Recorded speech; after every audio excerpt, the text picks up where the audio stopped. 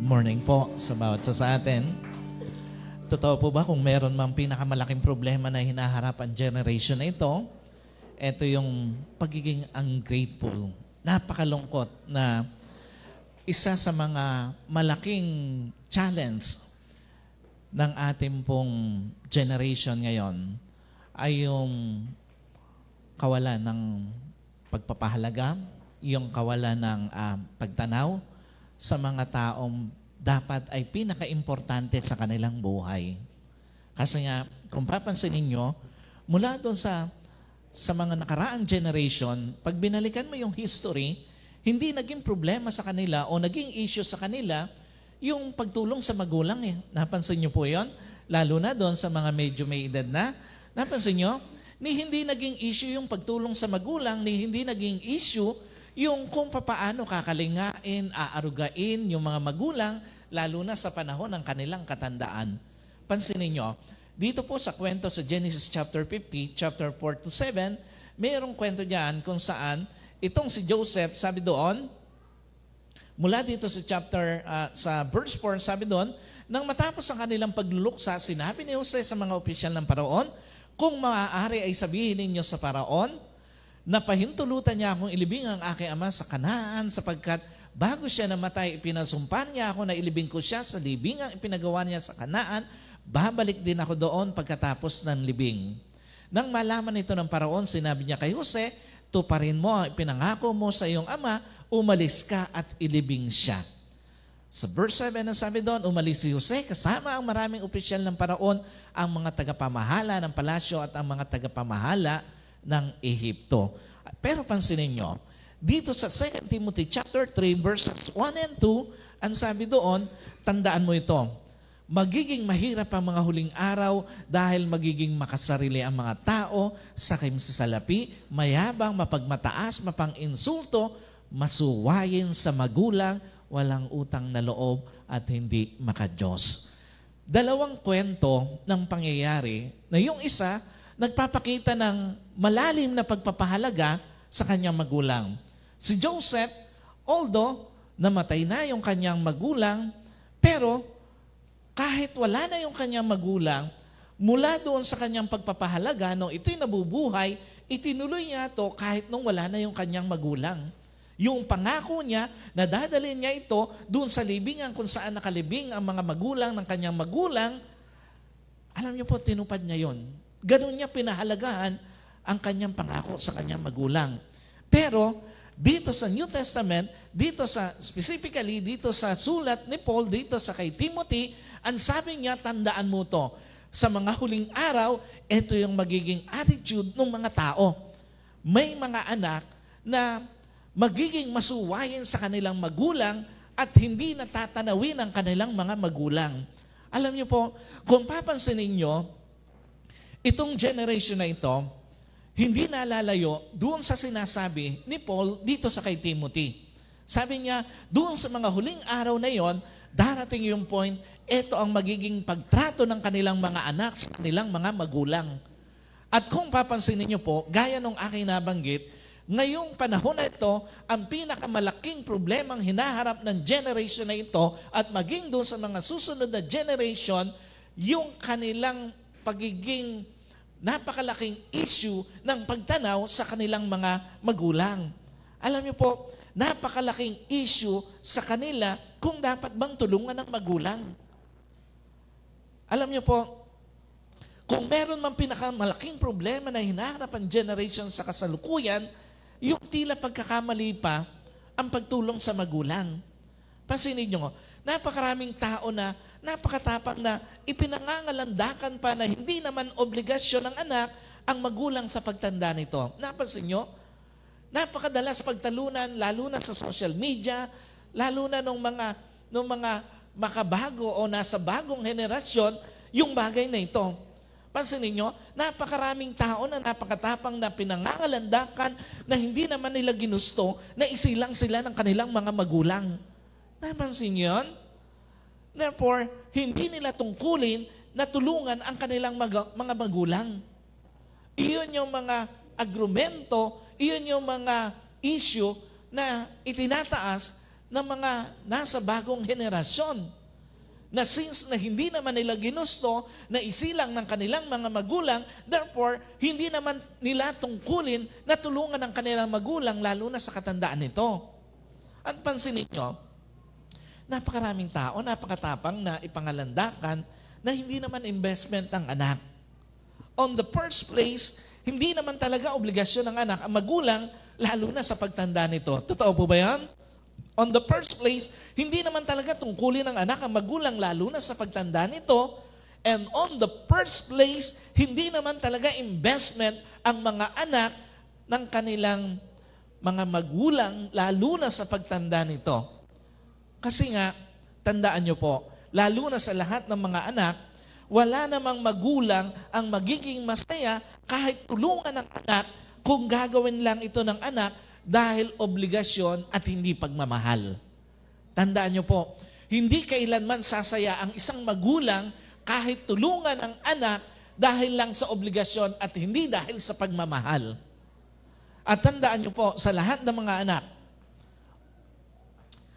walang magulang ang magiging masaya kahit tulungan ng anak kung gagawin lang ito dahil sa tungkulin at hindi dahil sa pagmamahal sa magulang.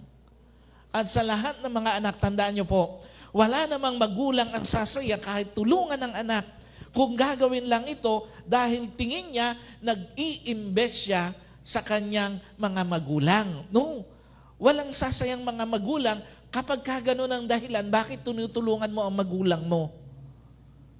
Kasi nga ito ang totoo. Lahat ng bagay na gagawin ng anak dahil sa obligasyon at hindi dahil sa pagmamahal, madaling kapapagura ng anak. Kapag ka ang magulang mo, tutulungan mo lang simply because obligasyon mo yon, isang araw mapapagod ka agad. Kapag ka ang magulang mo, tutulungan mo lang simply because ang tingin mo, tungkulin mo yung bagay na yon, isang araw kapapanawaan mo yon. Mas madali na itong makapagbibitaw ng masakit na salita sa magulang kapag ka ang tingin mo, obligasyon at tungkulin mo ang pagtulong sa iyong magulang. Alam niyo po, pag ang tao kahit anak pa, dumating sa point na pinapapanawaan na niya ang pagtulong sa kanyang mga magulang, mas madali na itong makapagpakita ng hindi maganda sa magulang. Alam niyo po, pag ang tingin mo, obligasyon, tungkulin ang pagtulong sa magulang, isang araw mapapagod ka kagad sa ginagawa mo. Isang araw, mananawa ka agad sa ginagawa mo. At pag dumating ka na doon sa point na ikaw ay nananawa na, napapagod na, mas madali na sa iyo magsalita ng masakit sa magulang mo. Mas madali na sa iyo na magpakita ng hindi maganda sa mga magulang mo. Alam niyo po, gaya ng madalas na sinasabi natin, kung meron mang pinakamalalim na sumusugat sa puso ng magulang, yun yung mga masasakit na salita ng mga anak. Kung meron mang pinakamalalim na nagpapalungkot sa magulang, yung hindi magandang pakikitungo ng anak sa kanyang mga magulang. Kaya nga ganun ka-importante na sa bawat anak, hindi dapat issue ang pagtulong sa magulang. Ganun ka-importante na sana wala nang magulang na makaranas na issue sa kanilang anak ang pagtulong sa kanila. Now, the question is, bakit hindi dapat maging issue ang pagtulong sa magulang? Alam niyo po, unang-una, maraming anak kayang baguhin ang estado ng buhay, ang pakikitungo sa magulang Pero hindi ang magulang. Totoo po ba yun? Totoo ba isa sa mga malungkot na realidad ng buhay? May mga anak na makatapos na, professional na bago na pakikitungo sa magulang. Totoo ba isa sa mga malungkot na realidad sa buhay? May mga anak na dumami ang pera na bago na pakikitungo sa magulang. At totoo po ba, isa sa mga malungkot na realidad ng buhay, may mga anak ng malayo-layo na yung narating sa buhay na bago na pakikitungo sa magulang. Ang problema, una, at the end of the day, sa isang iglap, pwedeng mabago estado ng buhay ng anak. Totoo po ba yan? Sa isang iglap, pwedeng mabago estado ng buhay ng anak Totoo ba? Pwede ngayon, marami kang pera, pero bukas, pwedeng walang-wala ka na. Sino po naniniwala? Pwede ngayon, ang dami-dami mong pera. Pero pwedeng bukas, yung maraming pera mo, wala na. At totoo po ba, pwedeng sa isang iglap, yung tagumpay na tagumpay ka, pwedeng mawala yung tagumpay na yon. Sa isang iglap, pwedeng magbago ang sitwasyon ng isang anak. Pwede ngayon ang lakas-lakas ng kita mo, ang ganda-ganda ng trabaho mo, pero pwedeng bukas, tambay ka na. That's the point. Nothing is permanent in this journey. Yung maraming pera ng isang anak, hindi permanente yon. Yung tagumpay na karir ng isang anak, hindi permanente yon.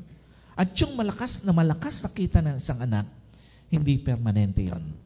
Pero tandaan nyo po, sa lahat ng mga anak, magbabago kita mo, pero hindi ang pakikitungo sa iyo ng magulang mo. Magbabago ang estado ng buhay mo, pero hindi ang pakikitungo sa iyo ng magulang mo. Magbabago, tandaan nyo po sa lahat ng mga anak, magbabago ang karir mo, pero hindi ang pakikitungo sa iyo ng mga magulang mo. Ganong kaimportante na dapat hindi binabago ng kahit na anong nakamit o narating ng isang anak ang pakikitungo sa kanyang mga magulang. Kasi nga, anytime, pwedeng mawala lahat yun. Ikalawa, at the end of the day, pwedeng sa isang iglap, iwan ka ng mga tao sa paligid mo pero hindi ang mga magulang mo. Napansin niyo po yan? Totoo ba yung mga barkada mo, nakasama mo sa panahong maraming kang pera? Mawawala sa tabi mo yun pag nawalan ka ng pera. Totoo ba yan? Yung mga kasama mo, yung mga kabarkada mo, yung mga kaibigan mo, na kasama mo nung panahong maraming kang pera, pwedeng mawala yan sa isang iglap pag nawalan ka ng pera. Totoo ba? Pwedeng yung mga barkada mo, nakasama mo sa panahon ng kalakasan mo sa trabaho, pwedeng mawala sa tabi mo pag nawalan ka ng trabaho At totoo ba? Pwedeng yung mga barkada mo, nakasama mo sa panahong tagumpay ka, pwedeng mawala sa tabi mo pag bagsak na bagsak ang buhay mo. What's the point? May mga tao talaga sa buhay, sasamahan ka lang hanggat may pera ka. Hindi gaya ng magulang na sa meron at wala, mananatili sa tabi mo. Totoo ba yan? Maraming mga tao, napatunayan na natin yan. Pero bakit? Napakalungkot nung reality na marami pa rin mga anak, ginagawa pa rin ito. Napatunayan na nila na nung kalakasan ng kanilang buhay, noon lang nandoon yung mga kabarkada nila sa kanilang tabi. Nung panahon na maraming pera lang, nung panahong tagumpay lang. Pero tandaan nyo po, again, may mga tao talaga sa buhay, sasamahan ka lang. Nandoon ka sa rurok ng tagumpay mo. Hanggat nandoon ka sa maayos na trabaho. Pero pag nawala na, mawawala na rin sa tabi mo. Hindi gaya ng magulang na sa may kita ka o wala, sa tagumpay ka at bigo, sa may trabaho ka o tambay ka, tatanggapin ka.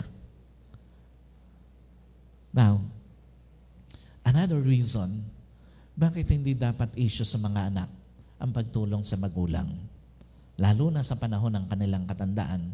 Kung meron mang pinaka-affected sa lahat ng sitwasyon ng anak, magulang yan. Totoo po ba yan? Sino aminado sa mga magulang? Sa lahat ng pangyayari sa buhay ng anak mo, ikaw yung unang-unang naaapektuhan. Alam niyo po, totoo ba pag biglang naghirap ang isang anak, magulang ang pinaka-affected sa lahat. Magulang ang pinaka-nasasaktan sa lahat. Totoo po ba yan? Pagka biglang naghirap yung anak mo, ikaw yung unang nasasaktan Kapag biglang nawala ng trabaho, ng kita ang isang anak, magulang niya ang pinaka-affected sa lahat. At totoo ba, pag biglang bumagsak ang buhay ng isang anak, magulang niya ang pinaka-affected sa lahat. What does it mean? Una, maniwala ka, walang kayang pumantay sa concern ng isang magulang para sa kanyang anak. Totoo ba yan? Sino kaya niyang sabihin, kaya niyang aminin na yung concern na meron siya sa kanyang anak, hindi kayang pantayan ng kahit na sinong tao? Totoo ba? Wala naman talagang papantay dun sa pag-aalala ng isang magulang para sa kanyang anak. At totoo po ba? Wala naman talagang papantay doon sa kakayanan ng isang magulang na pagmalasakitan at protektahan ang kanyang mga anak. Alam niyo po, Kung gusto mo makakita ng isang tao na hindi kayang pantayan ang pagmamahal, ang pagprotekta, ang pagmamalasakit, tingnan mo yan sa isang magulang. Alam niyo po, again, sa lahat ng mga anak, maniwala ka, magulang mo yung unconditionally pagmamalasakitan ka. Maniwala ka, sa lahat ng mga anak, magulang mo yung toong-totoo ang magiging malasakit sa iyo. At maniwala ka, sa lahat ng mga anak, magulang mo yung hanggang sa huli, ilalaban ka. Kasi nga, magulang yung pipiliing akuin yung kasakitan ng anak. Magulang lang yung pipiliing akuin yung kabiguan ng anak. At magulang lang din yung pipiliing akuin yung kahirapan ng anak. Yung iba, sa halip pagmalasakitan ka, sa panahon na yung kahirapan, pag-uusapang ka pa. Yung iba sa panahon ng yung kabiguan, pagtatawanan ka pa. At yung iba sa panahon ng yung kasakitan, sisisihin ka pa. Hindi gaya ng magulang, aakuin niya. Handa siyang akuin yung kahirapan na meron ka, yung kasakitan na meron ka, yung kabigatan na meron ka. At ikalawa, maniwala ka, yung concern ng magulang mo, may kalakip na gawa. Totoo po ba? May mga tao makikilungkot sa pagbagsak ng kabuhayan mo, pero hanggang sa pakikilungkot lang eh. Totoo po ba? May mga tao makikisimpatya sa pagkabigo mo, pero hanggang sa pakikipagsimpatya lang. At totoo ba, may mga tao makikidalamhati lang sa paghihirap mo, pero hanggang sa pakikidalamhati lang. Pero yung magulang mo, hindi lang malulungkot sa pagbagsak ng kabuhayan mo. Lahat ng magagawa niya, gagawin niya para makabangon ng kabuhayan mo. Totoo ba yan? Sino rito sa mga magulang, kaya niyang gawin yung lahat ng magagawa niya para lang umayos ang kabuhayan ng anak? Napansin niyo yun? From the very beginning ng journey ng anak, ang magulang na ang nagsisikap na magkaroon ng isang magandang kinabukasan ng kanyang anak. Pinipilit makapag-aral, pinipilit makapagtapos, pinipilit magkaroon ng magandang kinabukasan. Tandaan niyo po, sa lahat ng mga anak, magulang mo, hindi lang makikisimpatya sa kabiguan mo, lahat ng magagawa, gagawin para magtagumpay ka uli. At sa lahat ng mga magulang, hindi lang sa lahat ng mga anak, tandaan niyo po, yung mga magulang mo, hindi lang makikidalamhati sa paghihirap mo. Lahat ng magagawa, gagawin para guminhawa ka uli. Iyon ang isang larawan ng isang magulang. Hindi lang nakikilungkot, hindi lang nakikidalamhati, hindi lang nakikisimpatya. Gagawin, kikilos para mabago ang sitwasyon ng buhay mo. Iyon ang kaibahan ng kayang gawin ng isang magulang para sa kanyang anak. And another reason, bakit hindi dapat maging issue sa mga anak ang pagtulong sa magulang, simply because kung meron man pinaka-effective na pintuan para pagpalain pagiging mabuting anak sa magulang. Sino po naniniwala? Kung meron man pinaka-effective na pintuan para pagpalain ka sa buhay, maging mabuti ka sa magulang mo. Alam niyo po, totoo ba, pag ang diskarte sa buhay sinamahan ng pagiging mabuti sa magulang, mas mabilis ang magiging pag-angat sa buhay. Tandaan niyo po, pag yung pagiging madiskarte mo, sinamahan mo ng pagiging mabuti sa magulang mo, mas mabilis ang magiging pag-angat mo sa buhay mo. Yung sipag sa buhay, pag sinamahan ng pagiging mabuti sa magulang, mas magiging magaan ang pasok ng kabuhayan. At pag ang husay sa buhay, sinamahan ng pagiging mabuti sa magulang, magiging sigurado ang pagganda ng buhay. What does it mean? Una, ang anak na madamot, tandaan niyo po sa magulang, kahit anong dami ng pagpapala, kulang ang saya. Totoo ba, pag ang anak madamot sa magulang, Kahit maraming pera, kulang ang saya sa buhay. At totoo po ba, pag ang anak madamot sa magulang, kahit ang dami-daming napuntahan sa buhay, pero parang wala pa rin narating sa buhay. At totoo po ba, pag ang anak madamot sa buhay, kahit ang dami-dami nang naipundar, hindi pa rin ma-enjoy ang buhay. Why? Kasi nga, ang buhay mismo ang magpaparamdam sa iyo na kahit anong dami ng pera mo, hindi man lang ito o hindi man lang ito naramdaman ng magulang mo, alam niyo po, hindi kailanman makukumpleto ang saya sa buhay mo. Pag ang dami-dami mong pera, pero hindi man lang nararamdaman ng magulang mo. Alam niyo po, hindi lang ang buhay mismo, maging yung kalooban mo mismo ang magpaparamdam sa iyo na kahit ang dami-dami mong napuntahan sa buhay, parang wala ka pa rin napuntahan kung hindi mo man lang naisama sa mga narating mo ang magulang mo. At ang Diyos mismo ang magpaparamdam sa iyo na kahit anong dami ng naipundar mo, sa halip maging kasiyahan mo, magiging kalungkutan mo lang kung naipagdamot mo naman ito sa mga magulang mo. Tandaan niyo po, walang anak na madamot sa magulang ang makukumpleto ang saya sa buhay. Laging kulang ang saya pag madamot ka sa magulang mo. Ikalawa, kasama sa pinangakuan ng pagpapala ng Diyos, anak na mapag-honor sa magulang. Tandaan niyo po, by the way, sino naniniwala, kasama sa tatanggap ng pagpapala ng Diyos sa buhay, anak na marunong mag-honor sa kanilang mga magulang. Totoo po ba yan? At pag sinabing marunong mag-honor, kakalingain siya hindi dahil kinalinga ka niya, kung hindi dahil magulang mo siya. Pag sinabing marunong mag-honor, pagpapalain mo siya, hindi dahil pinagpala ka niya, kung hindi dahil magulang mo siya. At pag sinabing marunong mag-honor, aarugain mo siya, hindi dahil inaruga ka niya, kung hindi dahil magulang mo siya. Kaya nga sa lahat ng mga anak, maniwala ka, sa lahat ng pagkalingang gagawin mo sa iyong mga magulang, tandaan niyo po, gagamiting pintuan niya ng Diyos para sa hindi nauubos na pagpapala sa buhay mo. Sa lahat ng mga anak, maniwala ka, lahat ng pagpapalang gagawin mo sa magulang mo, gagamiting pintuan ng Diyos para sa hindi nauubos na pagpapala niya sa buhay mo. At sa lahat ng mga anak, maniwala ka, lahat ng pag-aarugang gagawin mo sa magulang mo, gagamiting pintuan ng Diyos para sa hindi nauubos na pagpapala sa buhay. Ganon kahalaga sa Diyos ang usapin ng pag-honor sa magulang ng isang anak. Ganon ka-big deal sa Diyos ang usapin ng pagmamahal sa mga magulang ng isang anak.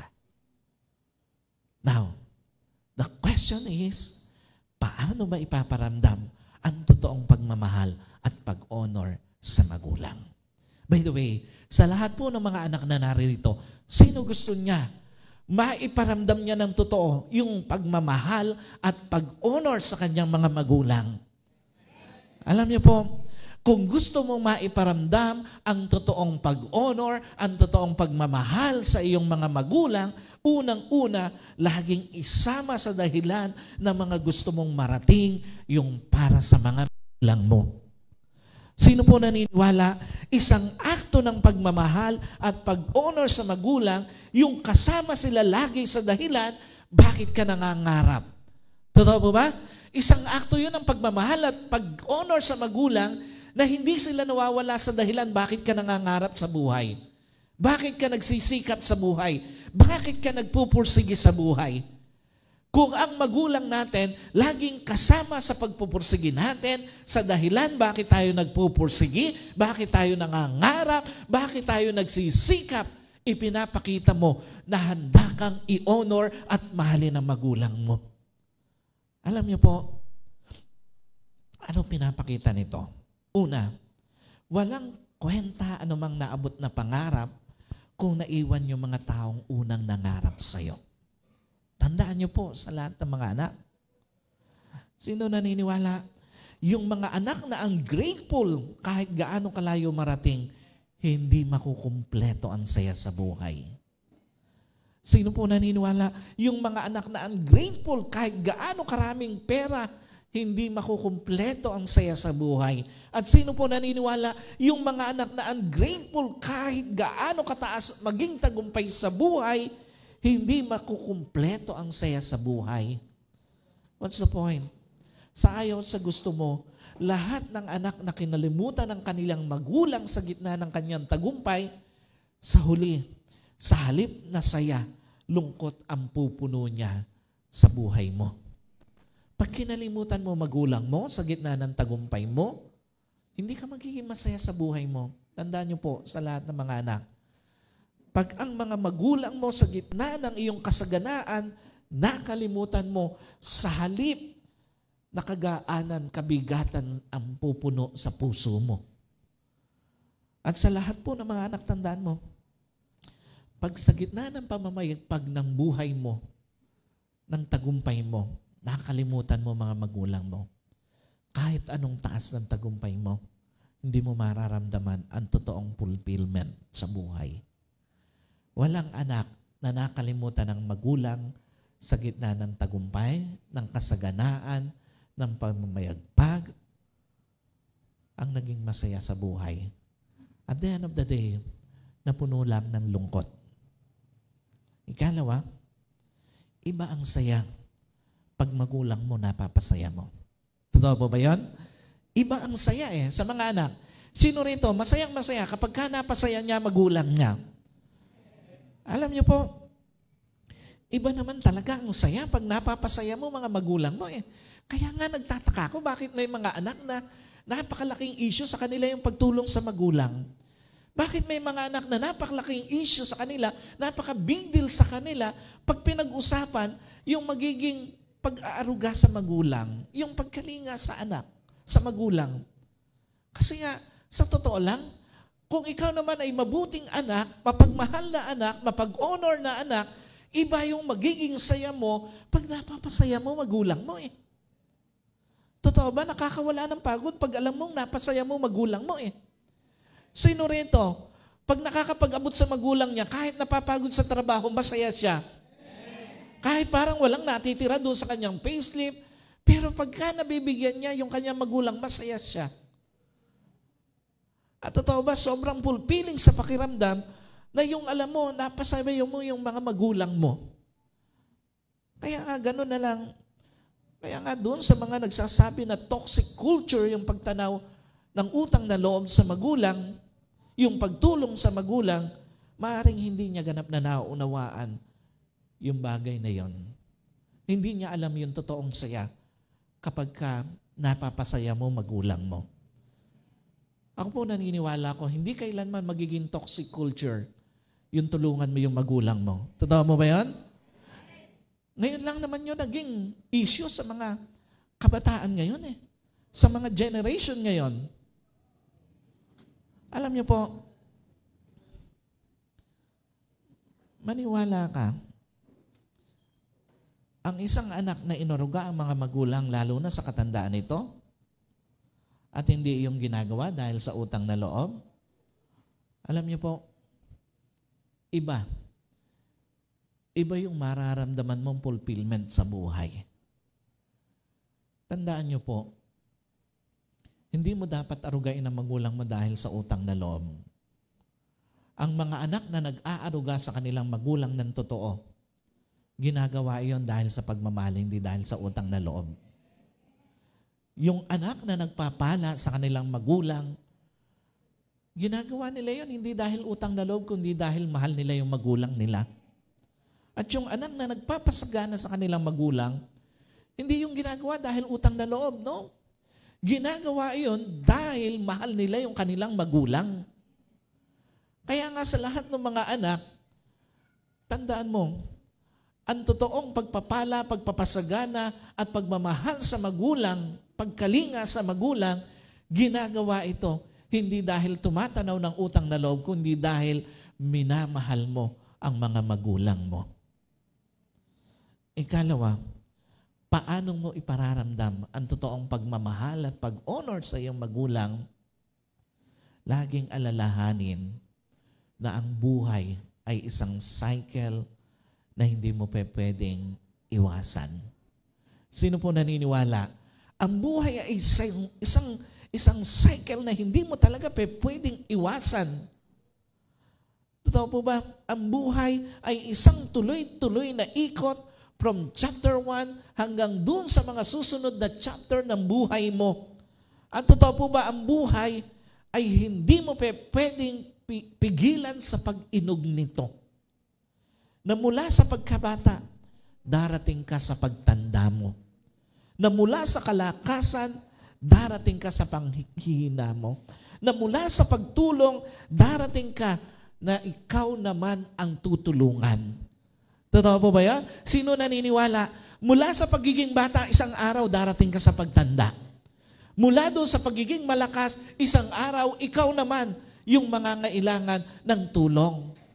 Alam niyo po, isang malaki na katotohanan, ang buhay ay isang cycle na hindi mo pwedeng iwasan. What does it mean? Una, gawin mo ang tama sa mga magulang mo. At pag ikaw na may magulang na, sobra pa sa ginawa mong mabuti ang gagawin sa'yo ng mga anak mo. Sino po naniniwala?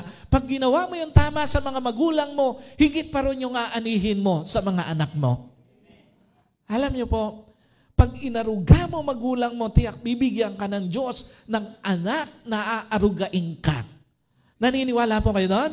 Hindi ka man magkaroon ng biological son, tiyak, bibigyan ka ng anak ng Diyos, ituturing kang magulang na tiyak, aarugain ka. Sino po naniniwala? Pag kinalinga mo magulang mo, tiyak, bibigyan ka ng Diyos na anak, nakakalingain ka. At sino po naniniwala? Pag pinagpala mo magulang mo, tiyak, bibigyan ka ng Diyos ng anak na mapagpala sa magulang. Ano ibig sabihin nito? Yung bunga ng pangako ng Diyos na mahabang buhay dahil naging mabuti ka sa magulang mo, hindi lang doon nagtatapos yon. Yung mahabang buhay mo dahil naging mabuti ka sa magulang mo, may bonus pa yon na mapag-arugang anak sa katandaan mo. Yung mahabang buhay mo dahil naging mabuti ka sa magulang mo, may bonus pa yon na mapagkalingang anak sa katandaan mo. Yung mahabang buhay mo dahil sa mabuti ka o naging mabuti ka sa magulang mo, may bonus pa yon na mapagpalang anak sa katandaan mo. Ganun magsukli ang Diyos sa anak na marunong mag-honor at magmahal sa kanyang mga magulang. Ikalawa, maniwala ka, kung may isa man sa pinakamasarap maalala sa buhay, mga bagay na nagawa mo sa magulang mo. Totoo po ba yan? Sino rito? Nasisiyahan siya kapag ka naaalala niya yung mga nagawa niya sa magulang niya na mabuti. Totoo po ba? Sobrang saya na balikan yung mga moments na nung nabigyan ka ng chance na arugain ang magulang mo, inaruga mo. Sino rito yung hanggang ngayon naaalala niya yung mga moment na inalagaan niya yung magulang niya? At masaya siyang binabalikan yon. At sino rito, kung bibigyan ka uli ng chance na arugain pa ang magulang mo, hindi mo palalagpasin yung pagkakataon na yon. Totoo po ba sobrang sayang balikan na yung mga moment na nabigyan ka ng chance na makasama ang magulang mo, nakasama mo sila. Sino po rito? Kung bibigyan uli ng chance, makasama ang magulang, hindi niya palalagpasin yung pagkakataon na yon. Mga panahon na masaya silang nag-uusap, masaya silang magkasama, masaya niyang naiiyakan yung magulang niya. Alam niyo po, sobrang sayang balikan yung mga moment na nung nabigyan ka ng chance na papala ang magulang mo. Pinagpala mo. At sa point, tandaan niyo po sa lahat ng mga anak, yung chance na maaruga ang magulang, season lang yon na dadaan. At pag napalagpas mo na, kahit anong pagsisisi mo, hindi mo maibabalik yung season na yon sa buhay mo at ng magulang mo. Yung chance sa lahat ng mga anak, tandaan niyo po, yung chance na makasama ang magulang, season lang din yon na dadaan. At pag napalagpas mo, kahit anong pagsisisi mo, hindi mo na maibabalik yon. At yung chance na mapagpala ang magulang, season lang din yon na dadaan. At pag napalagpas mo, kahit anong pagsisisi mo, hindi mo na mababalikan yon. So make sure, pag naaalala mo yung mga chances na yon para sa magulang mo, mapapangiti ka, hindi ka mapapaluha. Sa mga anak na kasama pa yung kanilang magulang, may chance pa na pagpalain, arugain ang kanilang magulang, make sure, pag natapos yung mga chances na yon, yung season na yon, hindi ka magsisisi. Hindi ka malulungkot. Sa halip, mapapangiti ka. And finally, for us to be able na maiparamdam yung totoong pagmamahal at pag-honor sa magulang, laging tandaan, pinakamasayang lugar sa buhay, sa piling ng mga magulang. Sino po rito? Masayang-masaya siya pagkapiling niya yung magulang niya. Alam niyo po, kung meron mang isa sa mga hindi permanente talaga sa buhay, makasama magulang. Time will come, magwo-work ka. Time will come, mag-aasawa ka. And time will come, mawawala sila. Totoo ba? Kaya nga, pinakamasayang lugar sa buhay yung sa piling ng mga magulang eh. Totoo ba? Kung meron mang hindi mawawala sa puso mo, yung lugar kung saan nakasama mo magulang mo. Napansin nyo? Bakit may mga tao, kahit na nasa malayong lugar, bumabalik-balik doon sa lugar kung saan tumira sila kasama magulang. It's not because of the place. It's because of the person you shared with that place. Hindi naman yung lugar ang binabalikan mo, kundi yung alaala ng mga tao na kasama mo sa lugar na yun eh. Totoo po ba? Kaya nga yung iba, gustong-gusto nila doon sa kanilang ancestral house. Bakit? Kasi napakarami kasi doong masayang alaala ng magulang eh. Totoo po ba yan? Napakasayang balikan sa buhay yung lugar kung saan nakapiling mo yung magulang mo. Alam niyo po, sino rito? Kung meron mang pinakagugustuhin kang balikan, yung lugar kung saan nandoon ang mga magulang mo. Why? Sa piling kasi ng mga magulang, doon mo mararamdaman na unconditionally tanggap ka. Sa piling kasi ng mga magulang, doon mo mararamdaman na unconditionally mamahalin ka. At sa piling kasi ng mga magulang, doon mo mararamdaman na unconditionally sasamahan ka. Ano tinuturo nito? Sa lahat po ng mga anak, kung dumating man yung sandali na sila naman ang nangangailangan ng pagtanggap, lalo na sa panahon ng kanilang katandaan, huwag mo nawang ipagkait sa kanila na tanggapin sila sa iyong tahanan. Sa lahat po ng mga anak, kung dumating man ang sandali na sila naman ang nangangailangan ng pagmamahal, lalo na sa panahon ng kanilang katandaan, huwag mo nawang ipagkait sa kanila na mahalin sila. At sa lahat po ng mga anak, kung dumating man yung sandali na sila naman ang nangangailangan ng makakasama, lalo na sa panahon ng kanilang katandaan, huwag mo nawang ipagkait sa kanila na samahan sila. Sa church, sa lahat po ng mga anak, lalo na sa mga narinito, kasama natin sa ating online service, huwag mong hayaang baguhin ang pag-aangat mo sa buhay ang pakikitungo mo sa mga magulang mo. Kahit ano pa yung marating mo, kahit gaano pa yung maging dami ng pera mo, manatili kang mapagmahal sa magulang mo, mapag-honor sa magulang mo. Tandaan niyo po, kung meron mang pinaka-affected kasi sa lahat ng nangyayari sa buhay mo, magulang mo yan eh. At kung meron mang pinaka-effective na pintuan ng pagpapala, ang pagmamahal at pag-honor sa magulang.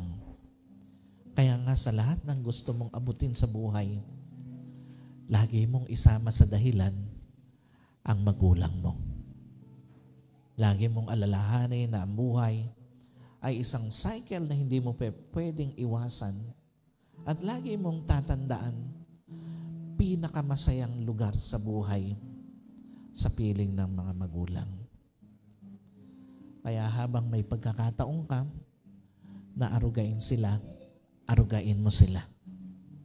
Huwag mo sayangin ang pagkakataon. Kung may pagkakataon ka pang pagpalain sila, huwag mo sayangin ang pagkakataon na mapagpala sila. At kung may pagkakataon ka pa na makasama sila, huwag mo sayangin ang pagkakataon na makasama sila. Again, kahit issue sa maraming tao ngayon ang pagtulong sa magulang, sa iyo bilang isang mapagmahal at mapag-honor na anak sa magulang, huwag maging issue sa iyo ang pagtulong sa magulang mo. Let us pray. Panginoon, sa umaga ito, nagpapasalamat po kami sa iyo. Ama, salamat dahil minsan pa binigyan mo kami ng paalala. Hindi sayang, Panginoon, ang arugain, tulungan, mahalin, pagpalain ng aming mga magulang, kundi ito ay isang malaking pagkakataon sa aming buhay. Dahil hindi habang panahon, makakasama namin sila. Hindi habang panahon, mapapagpala namin sila. Hindi habang panahon, maaaruga namin sila. Sa lahat po ng mga anak na nakakarinig ng mensaheng ito, itanim mo po sa kanilang puso ang totoong pagmamahal, pag-honor sa kanilang magulang. Dahil walang anak na nalugi at nagsisi na minahal, kinalinga at pinagpala ang kanilang mga magulang. Salamat po. Ito po ang aking dalangin sa pangalan po ng aming Panginoon Jesus. Amen. God bless po sa inyo lahat.